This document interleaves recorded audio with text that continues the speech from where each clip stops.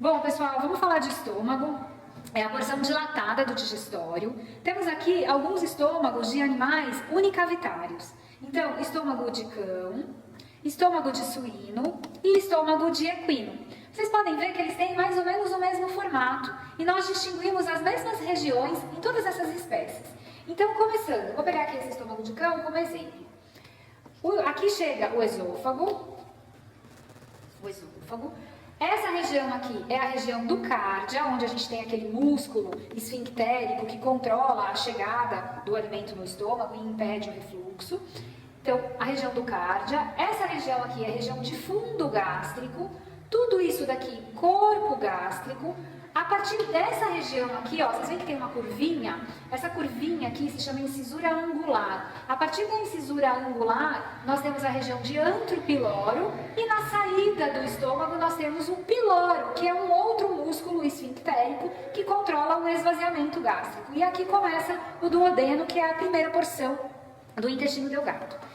O estômago apresenta ainda duas curvaturas. Essa daqui, a curvatura maior, de onde sai o aumento maior, que é uma reflexão do peritônio, e a curvatura menor, de onde sai o aumento menor, que vai prender, né, que vai ligar o estômago ao fígado.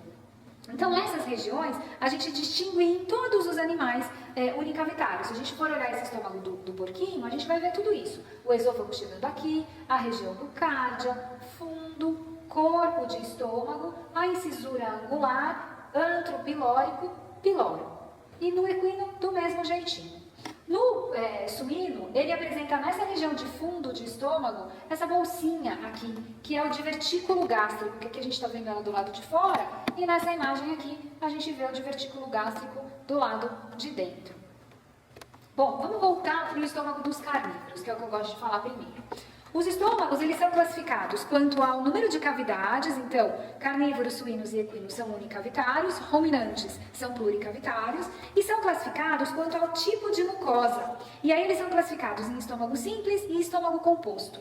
E eu chamo de estômago simples o estômago dos carnívoros e o nosso estômago de humanos, aonde eu tenho 100% da mucosa com glândulas gástricas. A gente não vê as glândulas gástricas aqui na anatomia, porque elas são microscópicas. Mas a gente consegue ver, além das pregas gástricas, que são bem visíveis, a gente vê uma certa homogeneidade, uniformidade em todo o estômago. E acreditem em mim, tem glândulas distribuídas em toda a mucosa. Se a gente olhar o estômago de um suíno dentro, ele já é classificado como um estômago composto, porque ele tem essa primeira região do estômago. Então, vou fechar só para vocês terem uma referência. Aqui está chegando o esôfago, então aqui eu tenho a região do cárdia, e essa primeira região aqui é uma região aglandular, sem glândula. E todo o resto da mucosa eu tenho glândula. De novo, não vou ver glândula aqui na anatomia, só lá na histologia com o professor João Flávio. Mas a gente consegue ver aqui na anatomia, macroscopicamente, que essa região é diferente do resto. Né? Então a região aglandular é pequena no suíno, mas ela existe. Uma outra característica do estômago do suíno é que na saída aqui, então na região do piloro, ele apresenta essa almofadinha aqui, que é o toro pilórico. Na verdade, os suínos e os ruminantes apresentam o toro pilórico. E tem uma porção aglandular no estômago do suíno. Vamos ver o estômago do equino. Então, aquele mesmo formato, aqui está chegando o esôfago, aqui está começando o duodeno. A região do cárdia do equino, ela é bem desenvolvida e as fibras se inserem de uma maneira oblíqua aqui nessa região, fazendo com que seja muito raro que um cavalo vomite, não que seja impossível, mas é muito raro. Então, aqui a região do cárdia, a região do fundo, do estômago, corpo, a incisura angular, antro pilórico, piloro, começo de duodeno. E lá dentro, o equino também tem um estômago composto quanto ao tipo de mucosa. Ele combina essa região aqui, aglandular, então vocês veem que é uma região já bem maior do que a do estômago do suíno, que era só um quadradinho aqui em volta do cárdia. Do equino, tudo isso aqui é aglandular, e essa outra região é a região glandular.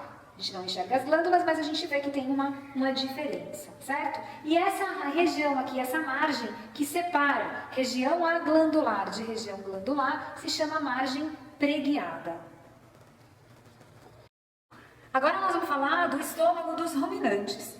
Os ruminantes domésticos são os bovinos, caprinos e ovinos, e eles apresentam um estômago pluricavitário e composto. Então, é um estômago que tem 4 cavidades, e ele é composto porque tem uma porção aglandular e uma porção glandular. Então, vamos começar falando das cavidades.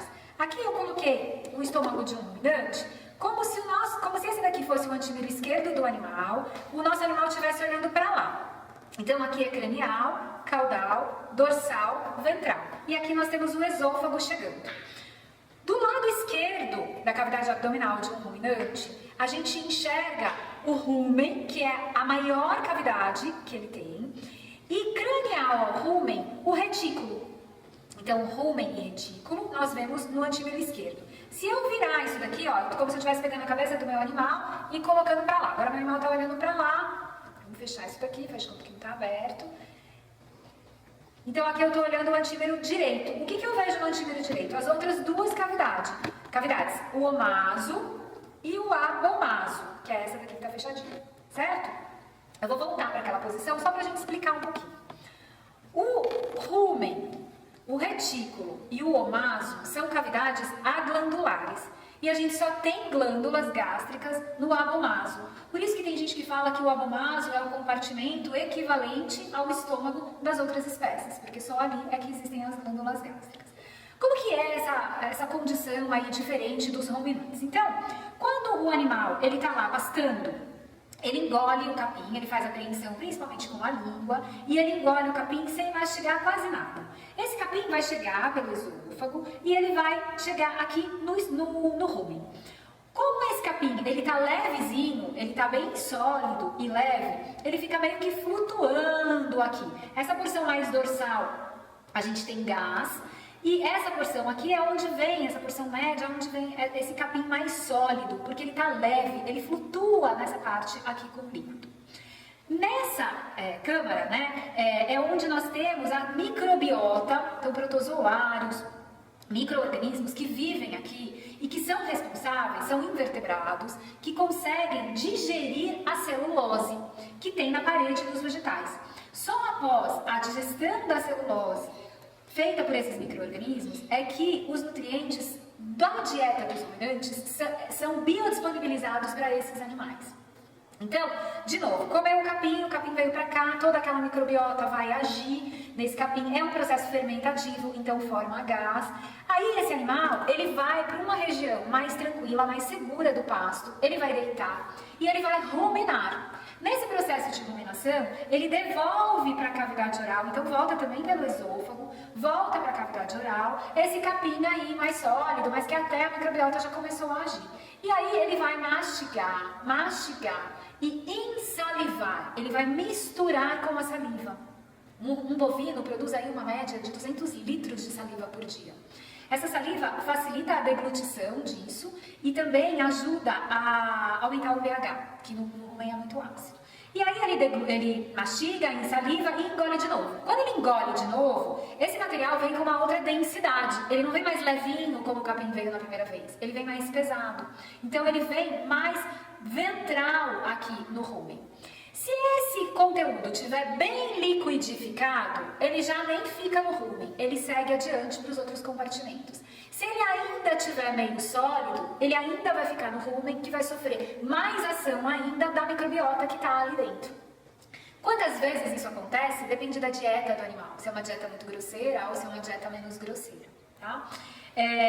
Então, o rumen e o retículo, eles são meio que juntos, não tem uma região que separa totalmente o rumen e o retículo. O rumen é a maior cavidade, mas o conteúdo que está aqui no rumen está transitando, pode transitar aqui no retículo também.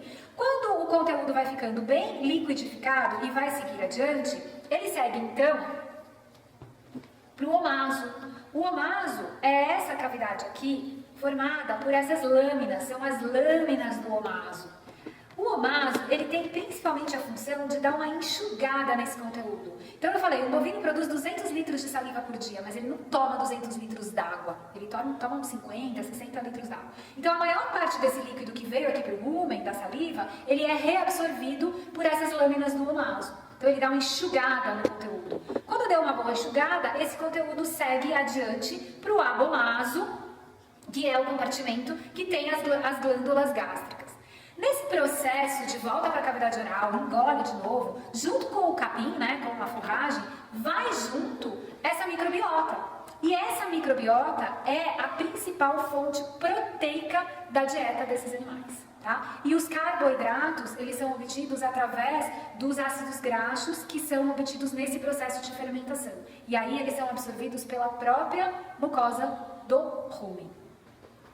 Aqui dentro das cavidades nós temos significativas diferenças. Vamos começar mostrando o rumen.